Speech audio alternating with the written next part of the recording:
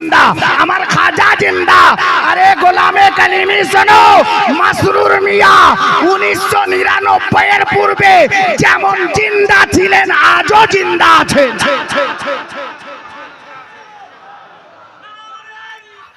या रसूल अल्लाह जिंदाबाद जिंदाबाद नहीं छोड़ेंगे या हुसैन या हुसैन। প্রশ্ন জাগবে, আসমাউন তুমি কালকের ছেলে মাসরুর মিয়া যখন পর্দা করেন, হয় না হয় খুব বেশি তুমি সাবালক হয়েছিলে, খুব বেশি তো সাবালক হয়েছিলে। মাসরুর মিয়া আজও জিন্দা তুমি বুঝলে কি করে?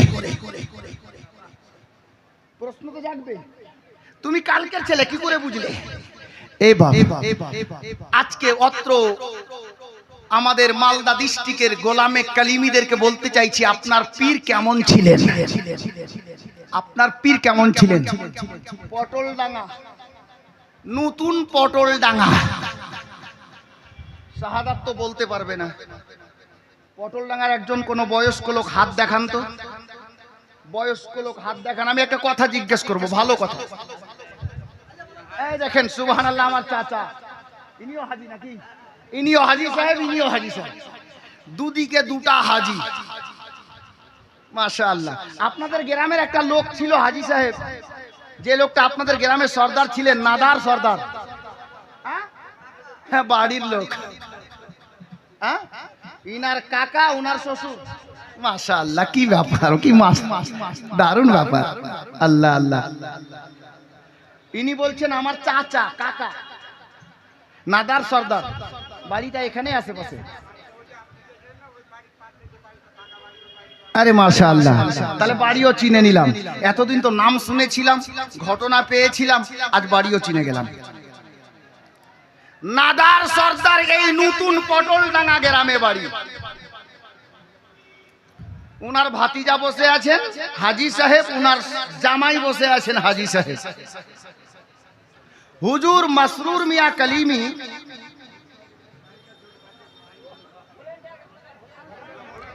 শোনো ভাই, তোমরা এরকম করে সময় নষ্ট করিও না, চলো পয়েন্টের কথাতে আসছি, এলোমেলো হয়ে যাচ্ছে। ভাই আপনারা বাংলা বুঝেন তো? আমি ইংলিশ জানি না, বলবো কি? হ্যাঁ, ইংলিশ জানি না। কি বলে নাকি একটা সামথিং ইজ, কেমন করা বলেন? আচ্ছা, something is better than nothing. তো বলছে যে এটার মানে কি রে বাবা? তো বলছে শামসুদ্দিনের বেটার নাতিন, বুঝলেন?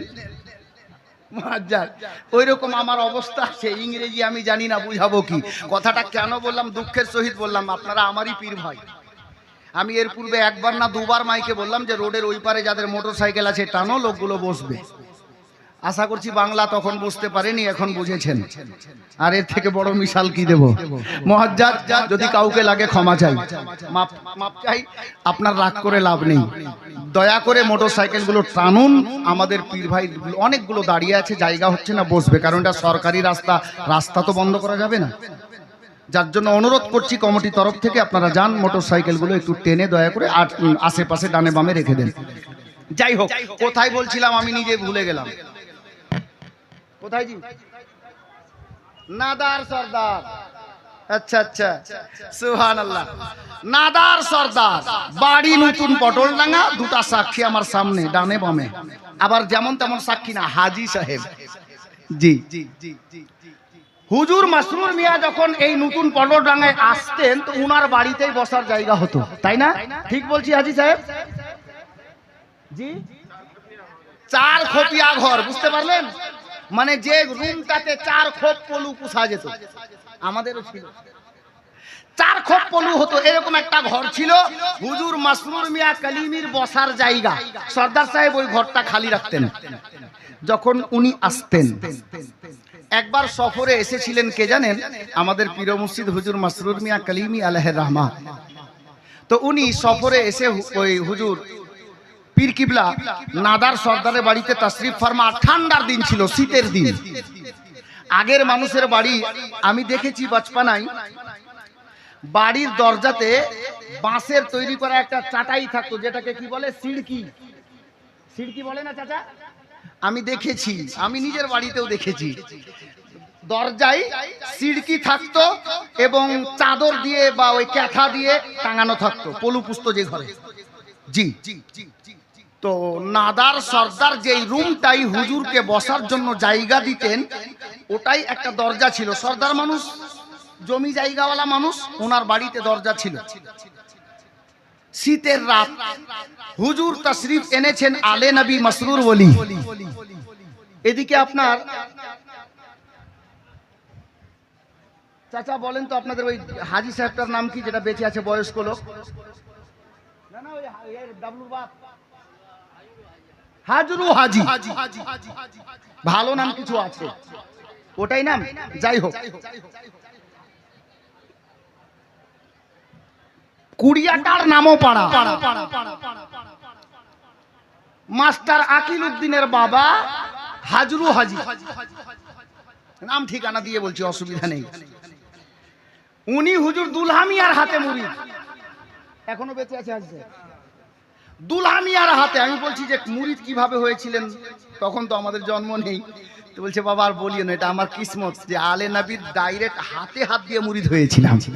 ওই লোকটা বলছেন, হাজী সাহেব বলছেন। তো উনি এই বলার সাথে সাথে একটা দারুণ পয়েন্ট দিল মৌলানা।